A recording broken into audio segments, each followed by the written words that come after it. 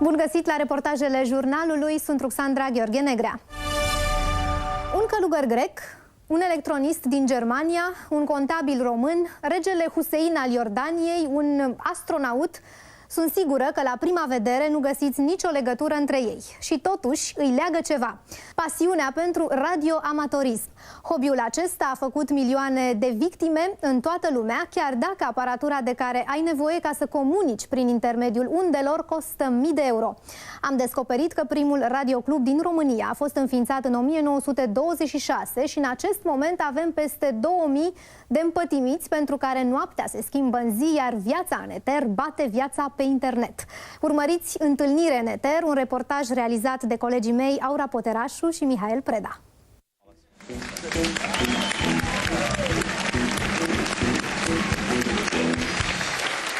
They are two Morse code operators. You know what Morse code is? Oh, yeah? Yeah. You know, Yeah. Who do you think will be the fastest to get the message to their partner? Morse code or text messaging? Let's see who is faster.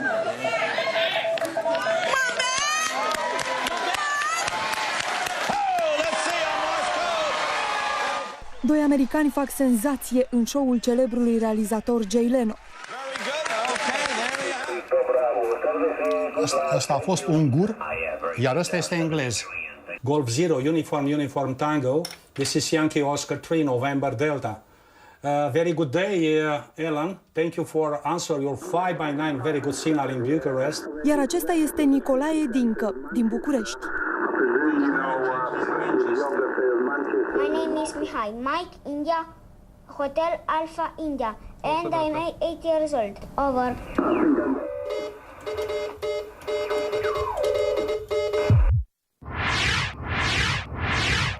Ce au toți aceștia în comun? Sunt prieteni și au o pasiune, radioamatorismul.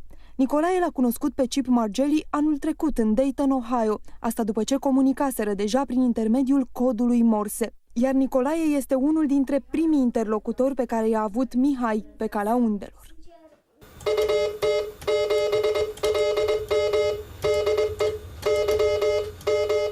Cunoscând alfabetul Morse, e ca și cum mai cunoaște o limbă străină în plus. Mai ales că este internațională. Același caracter are aceeași semnificație în orice țară. E o provocare. E o provocare. Cineva spunea că pentru el telegrafia este ca muzica simfonică între celelalte muzici. Adică nu oricine o înțelege. Nicolae Dincă este radioamator de 42 de ani. Pornește aparatura asta ca să stabilească legături cu oameni din toate colțurile lumii. Ca să se înțeleagă între ei, radioamatorii folosesc propriul alfabet fonetic, adică dacă te cheamă Popa, ești Papa, Oscar, Papa, Alfa, peste tot în lume. Și tot ca să se identifice mai ușor, fiecare radioamator are câte un indicativ. Y înseamnă România, 3 înseamnă București, iar ND, în situația mea, numai în situația mea, se potrivește la nume, Nicolae Dincă. În America, atât în Canada cât și în Statele Unite, au dreptul radioamatorii să-și pună număr la mașină indicativul propriu. Eu, ducându-mă și în Canada și în America, am văzut pe mașină indicativul. Au știut, ăsta e radioamator. Unul nu era în mașină și am lăsat un bilet. Eu sunt Y3ND, dacă era, în fine.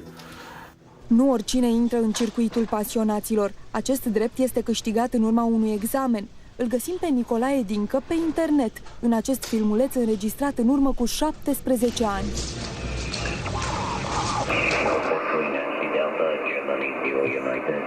Big signal, adică mă aude foarte bine.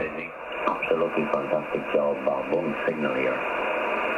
See you later, la vedere, ciao. La revedere, ați. Train Nancy Delta, Germany 0 UUT. I wish you all the best in yours. See you later, la vedere, ciao. Okay, thank you so much. Ellen, many thanks. It's a big surprise for me. La revedere. Nicolae află în final că tatălui Elan a trăit câțiva ani în Bârlad și așa se leagă o nouă prietenie. Nu se știe niciodată când cei doi se vor întâlni față în față. Bârlad? Oh, ok, Bârlad, I know Bârlad. În 1987 am fost într-o delegație în Belgia și am fost cazat la un profesor de naturale. Și orașul se numea At. Și l-am întrebat, aveți cumva radioamator în acest orășel, că era un orășel? Deci avem un singur radioamator, dar noi nu putem să ne ducem acolo pentru că, adică să vorbim cu el, pentru că omul e foarte important. Este ministrul adjunct al telecomunicațiilor din Belgia.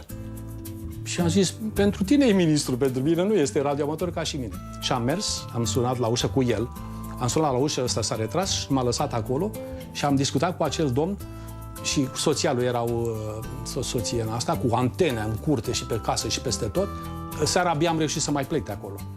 Adică așa de bine ne-am înțeles și e o nume, adică a oamenilor care nu se cunosc, dar atunci când se cunosc, se prețuiesc, se respectă.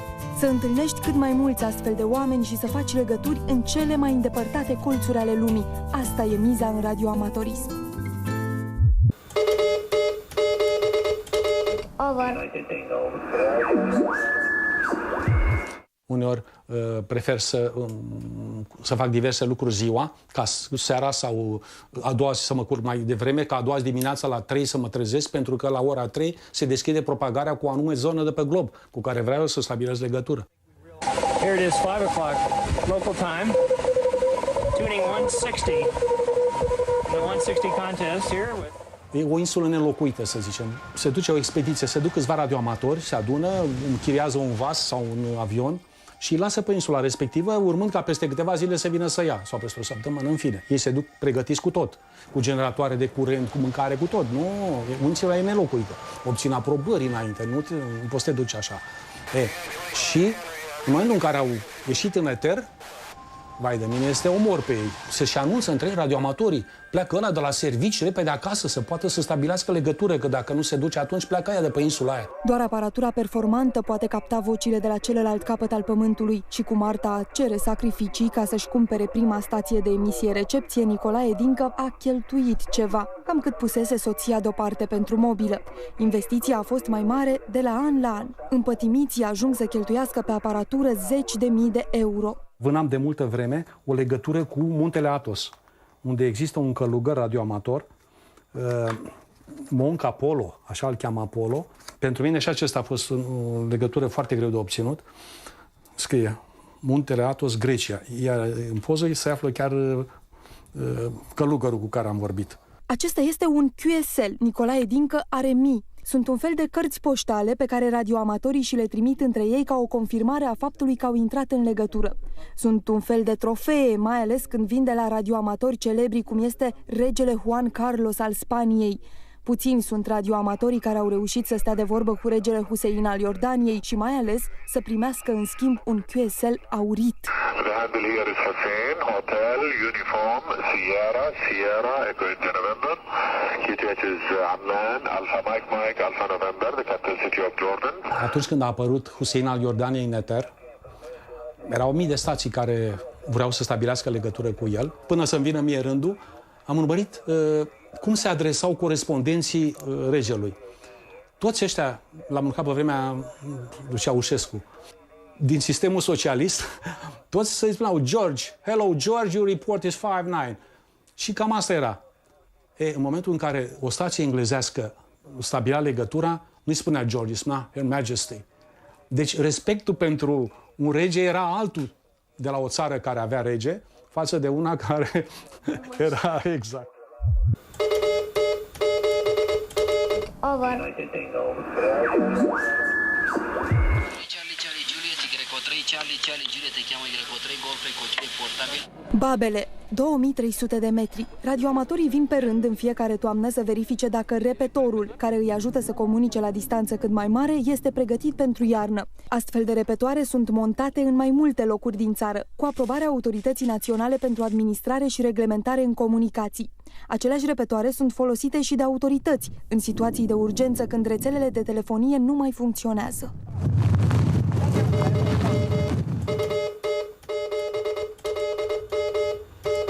În Haiti, de exemplu, prima legătură radio-telefonică după cutremur a fost făcută prin intermediul radioamatorilor.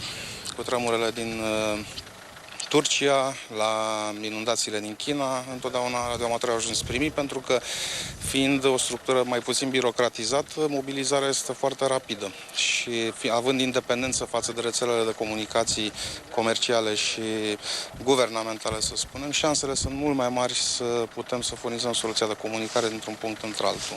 O stație mobilă, independentă energetic, asigură transmiterea de informații din cele mai inaccesibile zone. Așa se face că pasiunea pentru comunicațiile radio devine extrem de utilă în operațiuni ca aceasta. La bordul nacelei se află 3 experimente științifice selectate în urma unei preselecții naționale.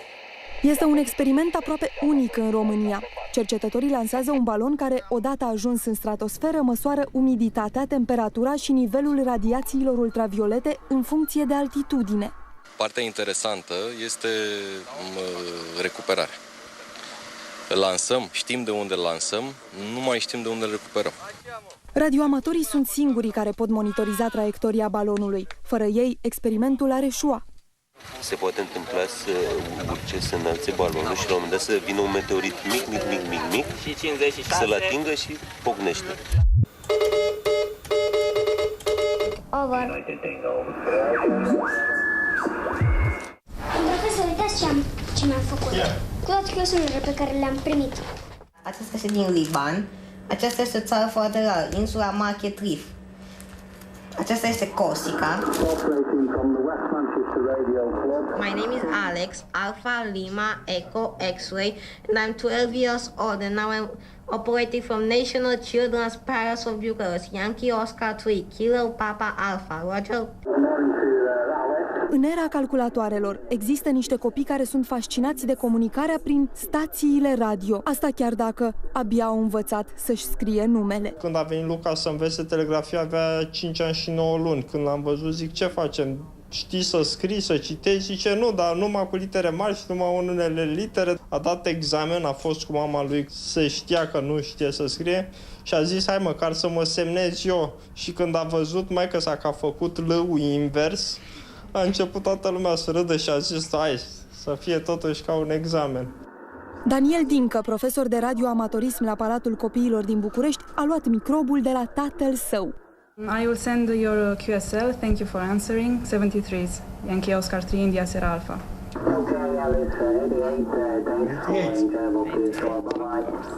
Ei înseamnă dragoste și sănătate.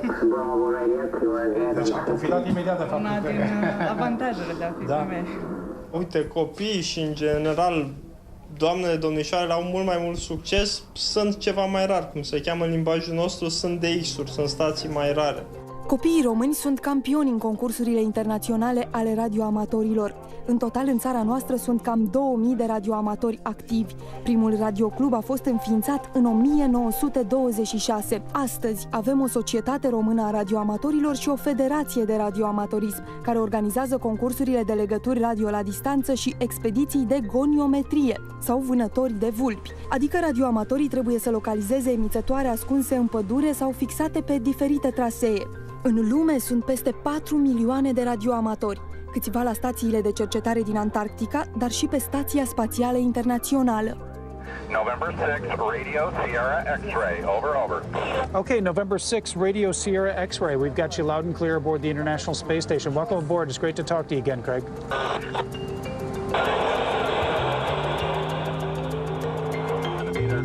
So you can hear a little bit of the static. There's a lot of the calls coming in. So this is what we have to listen to try to...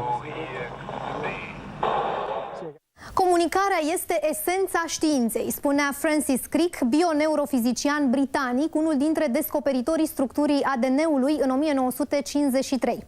Eu vă dau întâlnire duminica viitoare la reportajele jurnalului. O seară frumoasă vă doresc!